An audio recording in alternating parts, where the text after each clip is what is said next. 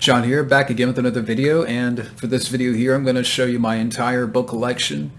And yeah, this is something that I've been talking about doing for a while.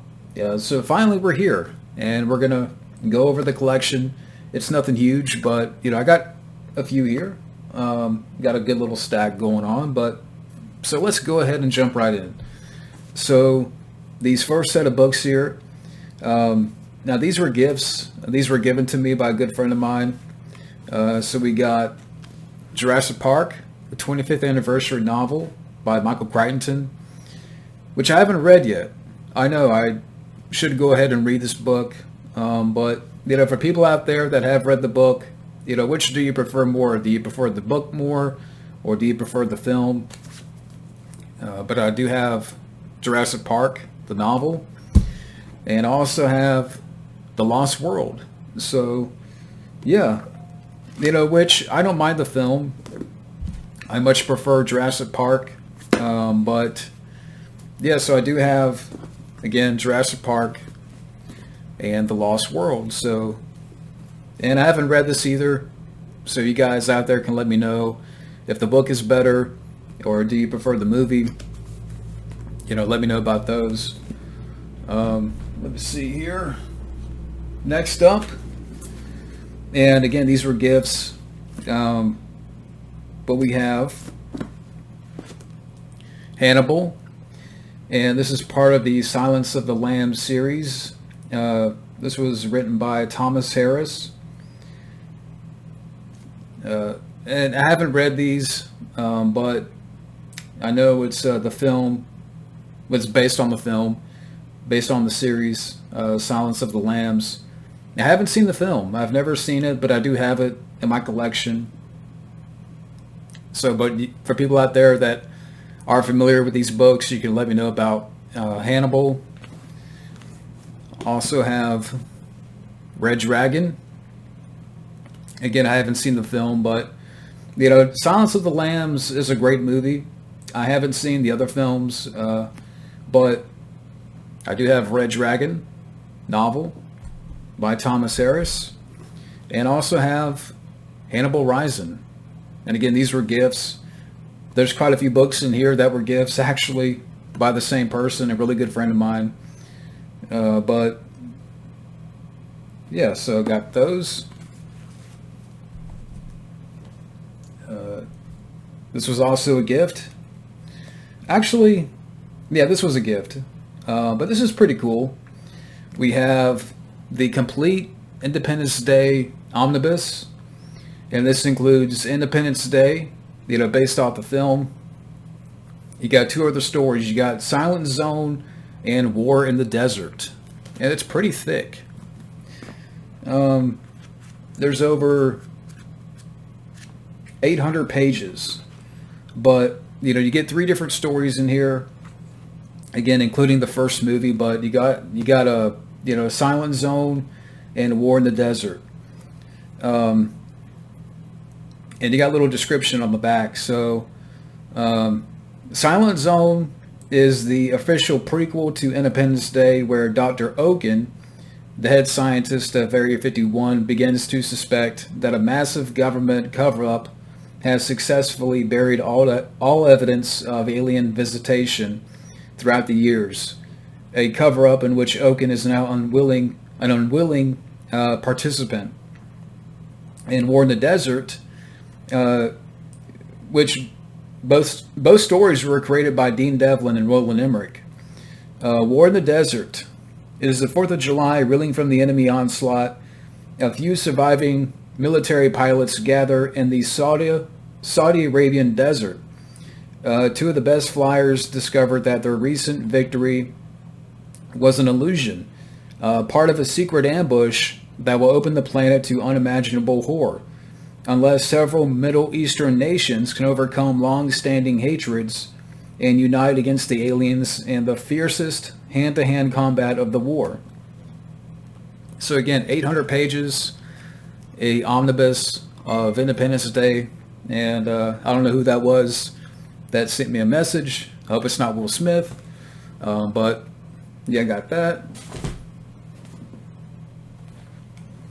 And this was also a gift. I showed the previous books earlier, but we also have Silence of the Lambs novel. And then again, I haven't read the book, but I like, I mean, it's definitely old. I mean, you can still see the kind of the piss stain on the, the side of the book, but the yellowing of the pages, it's got some age on it.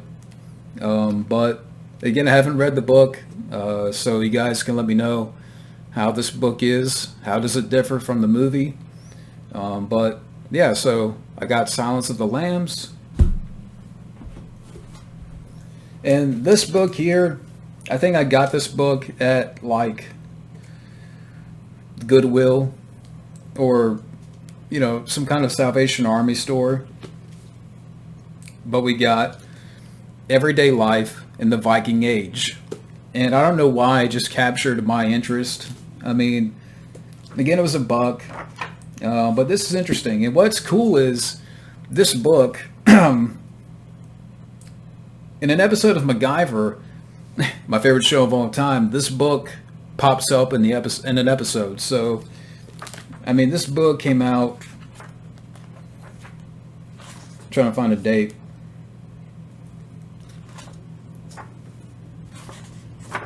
'60s? Yeah, first published in 1967. So this book has got some, age on it. But, it covers a lot about the Viking Age and Viking history. I thought it was interesting. I probably got it for $1. But it's so cool because, again, this same book popped up in an episode of MacGyver. I'm like, hey, I got that book. I think it's in season 4. I forgot the episode. But I could see the episode in my mind, actually. And, yeah, this book pops up in that episode. So this book has been around for a while. But, it's cool.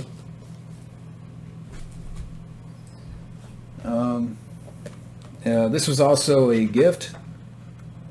But we have Fight Club. They haven't read the book. I love the movie. But, yeah. I got Fight Club. Got that. Now this book here, I've had this book for years. Back when, so Books A Million, we have a bookstore called Books A Million, and it used to be in a different location in the mall, but they changed stores, and I've probably, when did this book came out? Trying to find a date. So 2004. Now, I don't know if I've had the book that long. I want to say I probably got this book in 05 or 06, but I know I've had this book for a long time, and that's The Crow, the story behind the film. This is a really interesting book for people out there. It goes, talks about the making of the film, the development, casting Brandon Lee, and what happened on that tragic day. And you got some interviews in there, I'm sure from James O'Barr, the cast of the film, and really goes deep into The Crow, and again the production, the making of, what happened on that day. But yeah, a lot of good information here. Yeah, it says right here, yeah, using scores of interviews with the cast and crew, including The Crow creator James O'Barr. The author provides the definitive account of the making of the movie, from the creation of the graphic novel and its adaptation as a screenplay through to the premature and controversial death of Brandon Lee in the film's release. Every aspect of this ultimate cult movie is chronicled. And the author is Bridget Bass. If I got that right, Bridget Bass. So yeah, if you're a fan of The Crow, Brandon Lee, I definitely recommend this book. Let's see. Next up, we have, and this was also a gift, The Horror Show Guide, the ultimate fright fest of movies. And there's a lot of, horror films in here that are reviewed, including all the Halloween films, like that. But see if I can, you guys. I mean, I'm sure I haven't read this front to back, but I know there's going to be some stuff in here that I'm not going to agree with, as far as like the reviews, a little quick, summaries on every film. But this is still a really cool book. This came out back in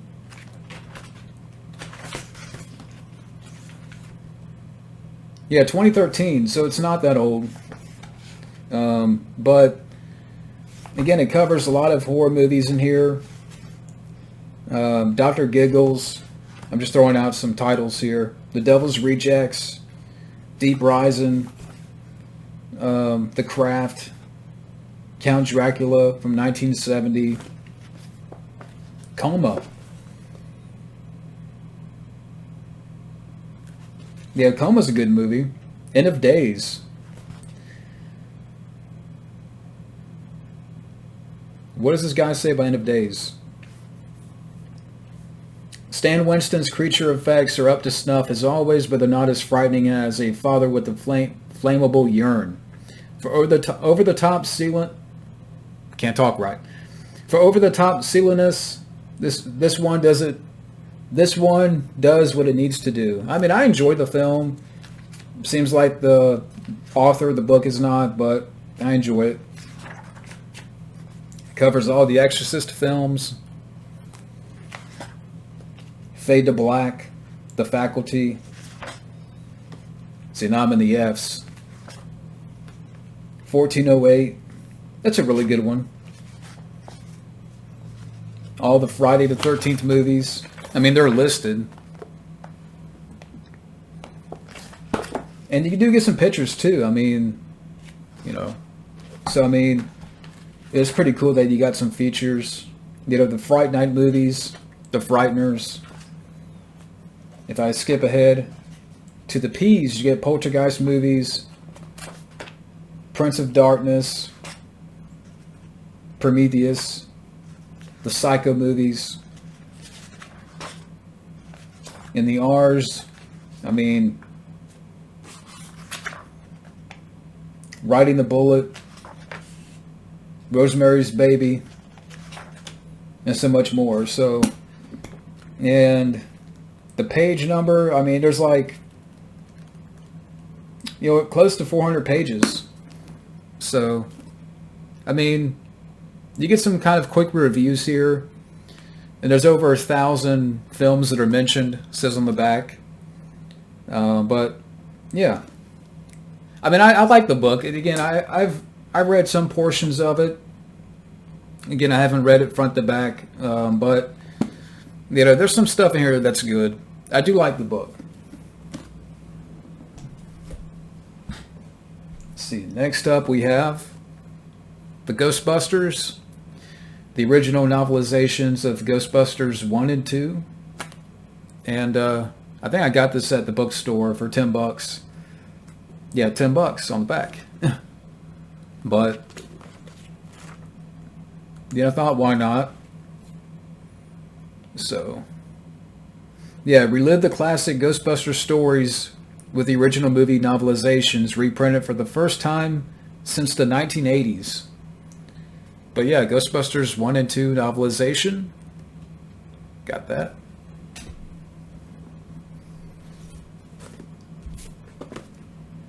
Okay. And these next few were gifts. But we also have the Amityville horror novel. And you can tell how old it is. I mean, look at sort of the piss color on the side. But that's pretty cool. In the book, you have a diagram of the property. I haven't read the book. I got the film on Blu-ray.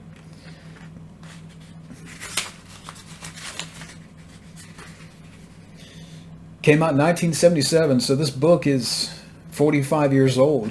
But And who would have known by now we would have 30 of these movies.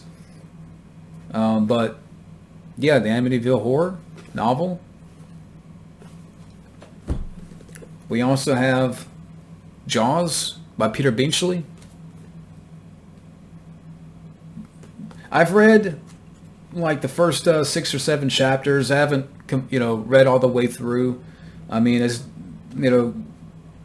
quite different from the movie, but I need to go back and finish the book. I think I would prefer the movie more, but yeah, I need to finish this one. We also have Alien.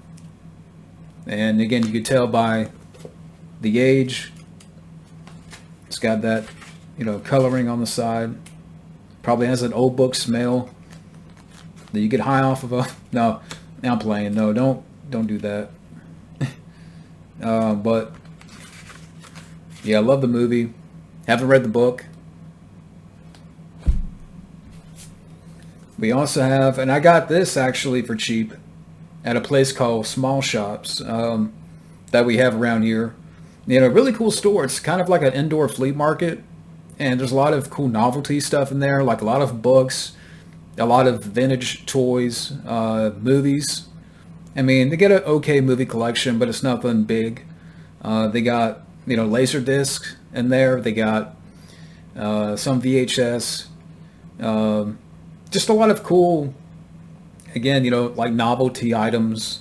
I go there like every other week or, 3 weeks.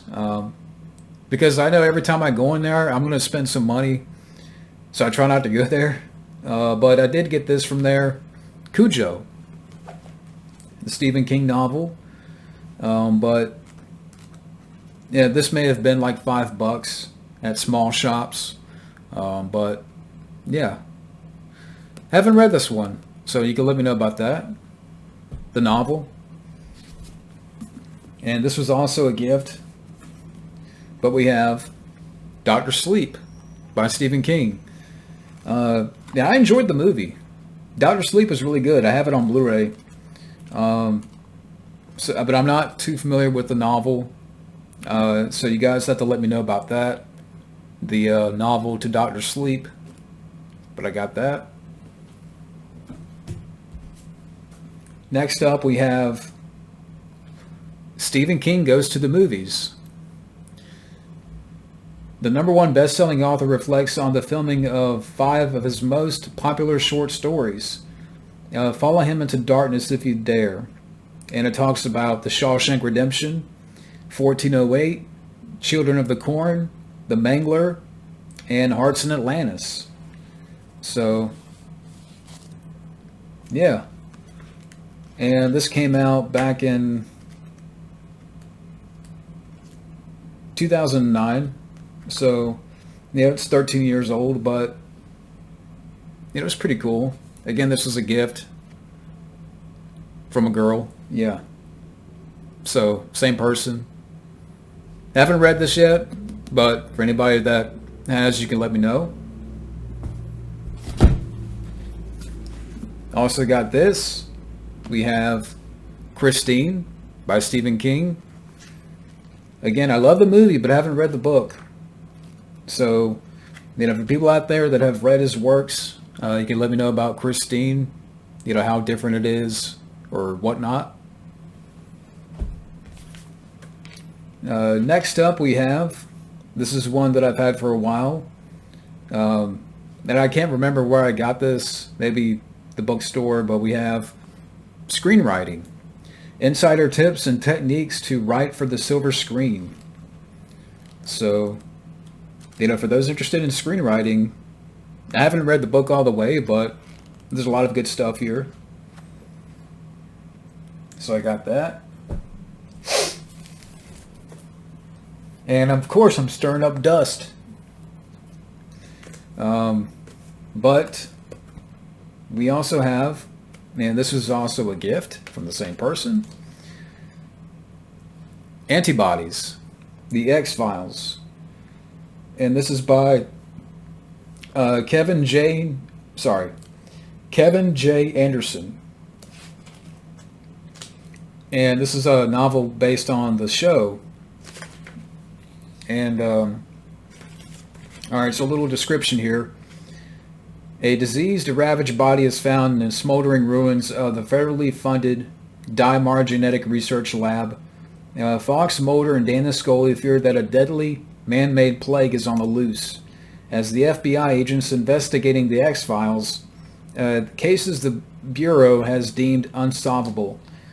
Mulder and Scully pursue the truth wherever it leads, even into the labyrinth corridors of the FBI and beyond.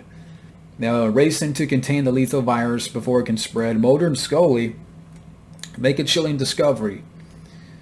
Before his death, Dr. David Kennedy, a hotshot cancer researcher at Dymar, has been experimenting with a promised but highly dangerous technology, microscopic biomachines that can cure any disease, heal any wound. In theory, this research could be a miracle, could be a cure, perhaps even a doorway to immortality. It was also the only way Dr. Kennedy could save his leukemia-stricken son. But when the second corpse turns up, savagely mutilated from within, it's anything but theatrical, or not theatrical, theoretical. I don't know how I got those two words mixed up, but, could machines create to cure have learned to kill? So I haven't read the book, but it sounds interesting. I mean, I'm a big fan of the show. I love the X-Files.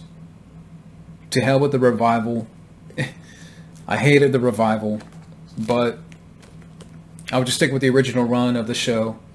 I haven't read this book, but I love the show. Next up, and I think I got this one at the bookstore or small shops, but we have Misery by Stephen King, and this is the hardback. But again, I love the movie. I don't know much about the book, but I think this was a few bucks. So yeah, I love the movie. And, so I got Misery by Stephen King. Got that. And also, speaking of Stephen King, we have, and this is also a gift, The Shining. Again, the movie is one of my favorites, but I don't know much about the novel. So for people out there can, let me know about the novel here. So I got that. Next up, Wild Man, if you're watching, I got Reacher, The Killing Floor, which is the first book in the Jack Reacher series. And I have to finish this book. Then I want to pick up the rest because, I love the show. I really enjoyed the book. And I've heard a little bit of the Audible. Well, I actually had to, that's one thing that I have to do for Wild Man is finish the book here. But yeah, I'm enjoying it so far. I love the Reacher franchise, so I definitely want to pick up the other books by Lee Child. But yeah, so Killing Floor, the first Reacher book by Lee Child. And let's see, next up we have Seinfeldia, which is a book about Seinfeld. How a show about nothing changed everything. And, it goes into the making of the show and, talks about casting. You do get some pictures too. There's George and Jerry.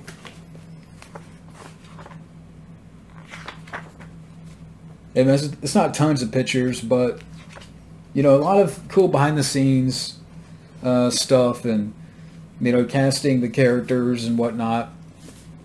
Like, I think for the character of George Costanza, they considered like Danny DeVito and George Miller. No, not George Miller. Who's that guy that I'm thinking about? He was in The Nutty Professor. He was Eddie Murphy's buddy in that movie. Larry Miller. Yeah, Larry Miller. I don't know what I was thinking about George Miller, but Larry Miller. I think he was considered for the role of George. but Jason Alexander nailed it to me. But yeah, if you're a big fan of the show, Seinfeld, great book. And so these books I've picked up recently. These are recent books that I've picked up. We have, actually, let me put those right there so they don't fall off my lap. And dust everywhere. So we got Bond movies. A retrospective by Ho Lin. And this came out, I think, last year. But yeah, it covers every single Bond film from Dr. No to No Time to Die, and goes into, you know, like the directors. I mean, there's a piece on Guy Hamilton, like every director that's ever directed a Bond movie. Lewis Gilbert, Martin Campbell. I mean, it goes into every person that played Bond as well. But yeah, I mean, it's pretty cool. Like it has sort of like this right here. And this is Dr. No. So it gives you like locations, villains, plot, gadgets, Bond mots, highlights, lowlights. But and it talks about the director, you know, like Terrence Young, kind of like, you know, highlights. What are the films they directed? So it talks about every film, and then it breaks the film down into like, you know, highlights and lowlights and locations. You know, who was the Bond, like in Dr. No, Sean Connery, the Bond women, the Bond allies, the principal villain, the secondary villains. And then after that, it talks about the director and his work. And then it goes into like, you know, From Russia with Love. And I'm sure, you know, there's some things in here that, again, I'm not going to agree with the author on. But, and there's not tons of pictures, too, that's made, you know, that is probably another nitpick. But, you know, for people out there that are big, you know, fans of the Bond series like me, I recommend this book. You know, I haven't read it all the way through, but, you know, I've kind of looking at it, and it's really cool. I mean, again, some cool stuff in here. Like, so this is what the book is about. I'll read off the back real quick. Author and film reviewer Ho Lin celebrates the James Bond phenomenon in Bond movies, a retrospective packed with details on the making of each Bond film, including No Time to Die, as well as the unofficial entries. Bond movies is a comprehensive overview of the cinematic 007 that examines why Bond still appeals to today's audiences. It features fun trivia and anecdotes, as well as in-depth and sometimes irreverent commentary on each film's virtues and flaws, resulting in an entertaining exploration of the British secret agent's impact on popular culture. This book is intended to be savored by Bond fans of all types. So, yeah, I mean, again, really cool book. Definitely recommend for those out there who love Bond. And these I just picked up. But we have the Jaws log, and this is the expanded edition. And Jaws is my #1 favorite film of all time. So, and this is a book that I've heard about. I wanted to pick it up. Why did they have Bryan Singer's review on the front? You know, if I could take that shit off. Bryan Singer. But really interesting book. You know, it chronicles the making of Jaws by the writer at the time, you know, when they were developing the movie, you know, creating the shark and, there's a lot of interesting stuff here. Again, for people out there that are big fans of Jaws, I recommend this book. I'm reading it right now, and I'm enjoying it. So far, it just talks about, purchasing the rights to the book. So for people out there, again, that love Jaws, that are interested in sort of the making of and, what was going on at that time, because, that the first time, well, the Jaws log, it's been around for a while. Again, he was the writer of the film, was, writing all this stuff down. It's about the making of the film at that time. So, yeah. Jaws log. Got that. And also got this. I thought this was really cool, really interesting. I got this with this. We got Jaws Unmade. The lost sequels, prequels, remakes, and rip-offs. It was nearly 50 years ago now that Jaws swam into cinemas and shocked theatergoers. In its wake, it left numerous sequels and rip-offs like Orca, Jaws 2, Piranha, The Last Shark, Jaws 3D, Monster Shark, and Jaws the Revenge, to name only a handful. But you knew about those already, didn't you? But what about the sequels and rip-offs that never surfaced to terrify audiences? Movies like Burt 1, Gordon's Devilfish, Orca Part 2, Sea Dragon of Loch Ness. Ever heard about those? Or what about the spoof Jaws 3 People Zero that eventually became Jaws 3D?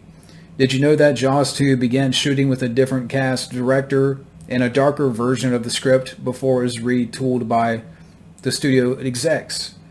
And lastly, were there ever any real plans for a Jaws 5? From the author of Kong Unmade, The Lost Films of Skull Island, take a deep dive into the murky history of the Jaws sequels, prequels, remakes, and rip-offs that never saw the light of day, and Jaws Unmade. So yeah, Jaws 3 was originally going to be a parody, and I think Joe Dante was up for that. So, that would have been cool. Jaws 3, I don't hate. I got issues with the film, but, just look at that poster. I would have been very curious to see, Jaws 3 as a spoof. But Jaws Unmade, the lost sequels, prequels, remakes, and rip-offs. This was like $16 from Amazon, but yeah. So I got that.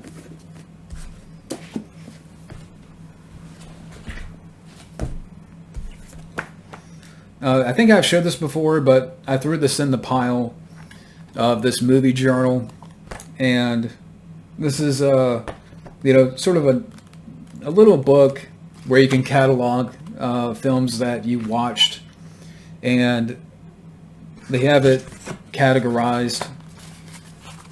This is every page, but you have director, length, genre, actors, year, series, subject, overall rating, quick notes and review.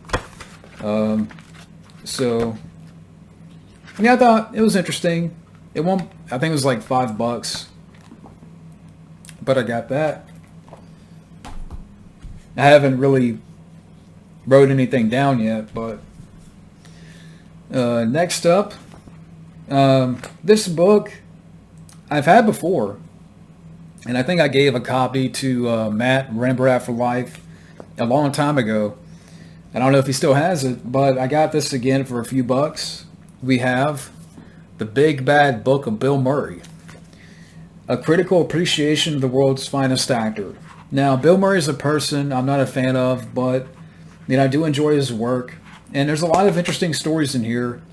It talks about every film he's done, and some information about, seems to be every topic that pertains to Bill Murray. Like even right here, Bad Santa.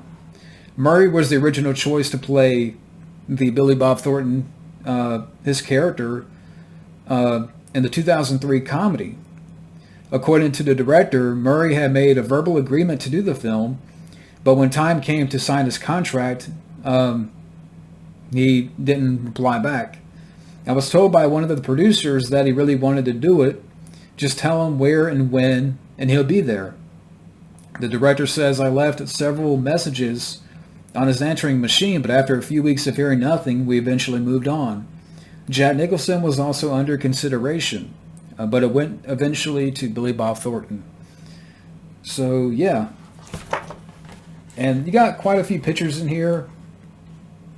I mean, throughout the book. Like, it talks about Ghostbusters.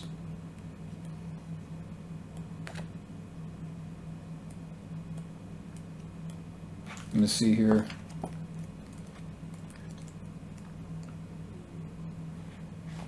Little Shop of Horrors. That's a fun movie.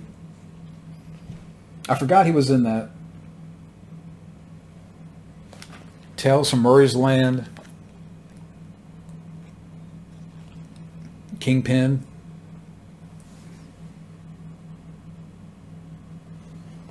It even has a little thing on Kindergarten Cop. Director Ivan Reitman offered Murray the part of the classroom lawman John Kimball in this family-friendly 1990 comedy. When Murray passed, the role went to Arnold. Bill Murray would have been fun, but I think Arnold did great.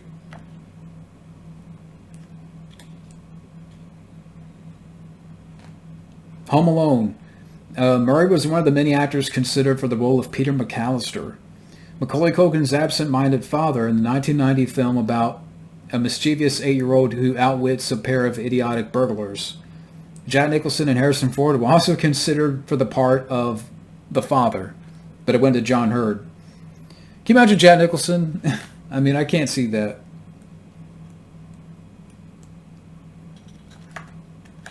But it talks about, Groundhog Day quite a bit, and it does talk about the rift between him and Ramis at the time. And apparently, there's a story in here I was reading very recently, like during the making of the film. Apparently, Bill Murray trashed his trailer. And I have to really go through the book. I mean, there's a lot more here. And apparently,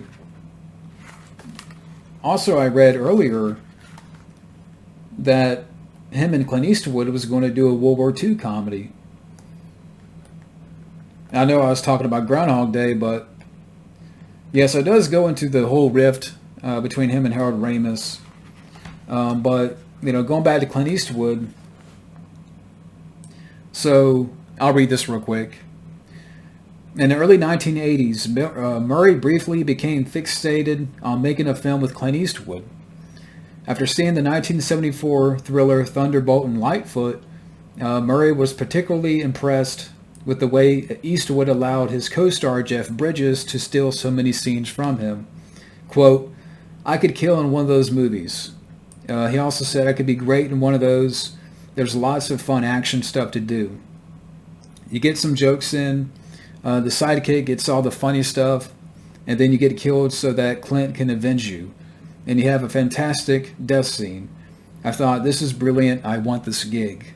When Murray called Eastwood and volunteered his services, the Dirty Harry star offered him a role in a World War II comedy that he was developing.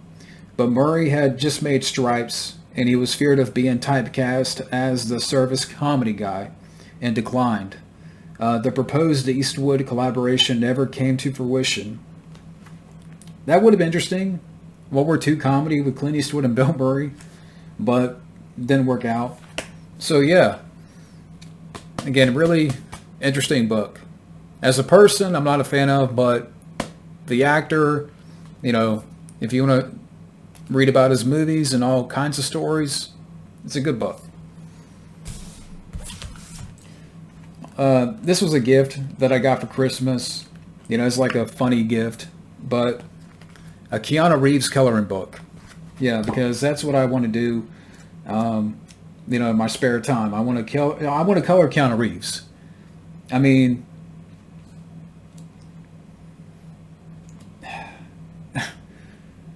There's no life in still life paintings, so be Keanu's muse instead.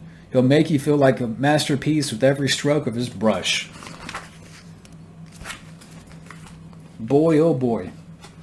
Keanu is the homemaking hero that you never knew you needed. Watch him smooth out your worries and attend to you every wish with a little tender, loving care. Yeah, because I want to color some Keanu. No one graces a park bench like Keanu.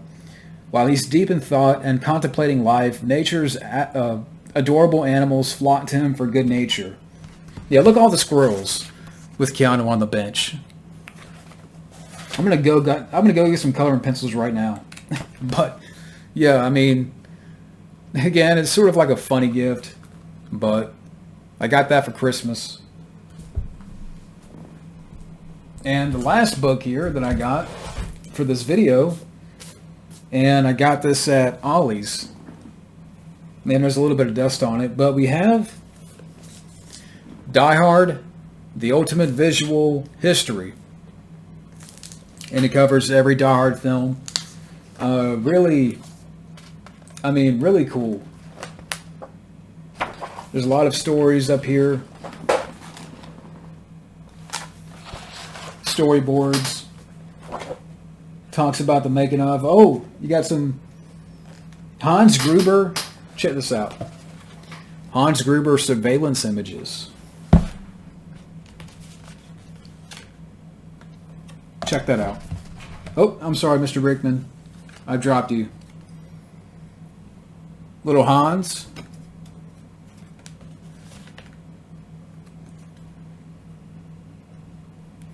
So that's cool. Yeah, I need to read this book. This is really cool. Again, it covers every Die Hard film. And I dropped a card. Rest in peace, Alan Rickman.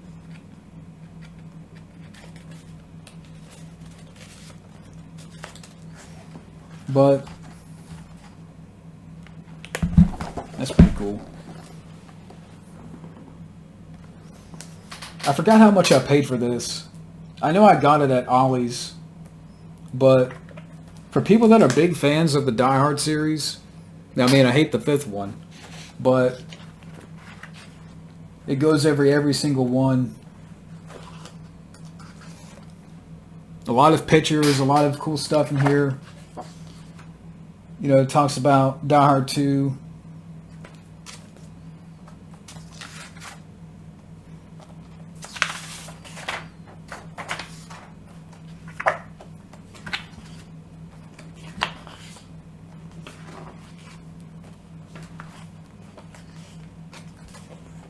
Oh, there's the close-up of the icicle to the eye.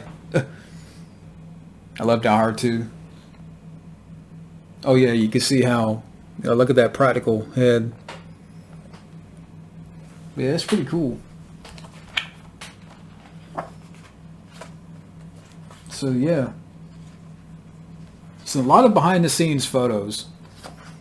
And yeah, it came out 2018, so, it's fairly new. Forward by John McTiernan.